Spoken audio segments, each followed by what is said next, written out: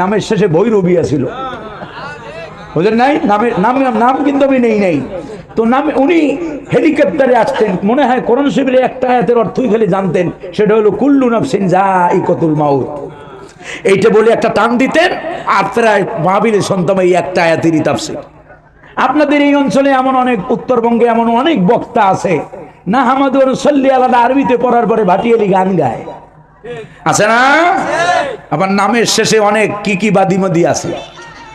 দেখবেন তারা ৮০,০০০ ৯০,০০০ না নিলে ওখানে কোন এখানে আসতে এই হলো এই যে এই জন্য মাহফিল কমিটি ৩ শ্রেণী বক্তা শ্রোতা আয়োজক সকলের ভিতরে ইখলাস প্রয়োজন ঠিক কিনা যদি ইখলাস না থাকে তা দিয়ে জাতির কোনো ফায়দা হবে এই যে শুনতেছেন আমি পড়তেছি আপনারা শুনতেছেন প্রতিটি অক্ষরের বদৌলতে ১০-১০টা নেকি লিখে দিবেন কে আল্লাহ আমাদেরকে ইখলাসের সাথে কবুল করেন বলি আমিন। তার মানে এই নয় যে আলেমদেরকে সম্মান করবেন যত উপযুক্ত মর্যাদা আর মাহফিলগুলো এখন মানুষের টেন্ডেন্সি খারাপ ভাইরালের জন্য খালি ভাইরালের ভাইরাসে পাইছে আমাদেরকে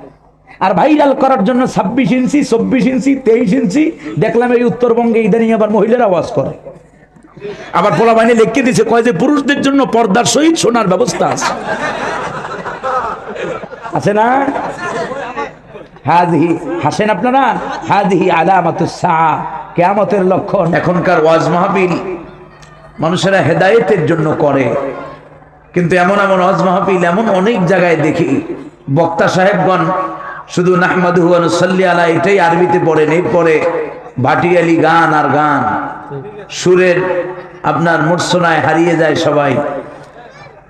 তো আমরা এই ভাইরাল কেন্দ্রিক ওয়াজ মাহফিল এগুলোর পক্ষে আমি নই।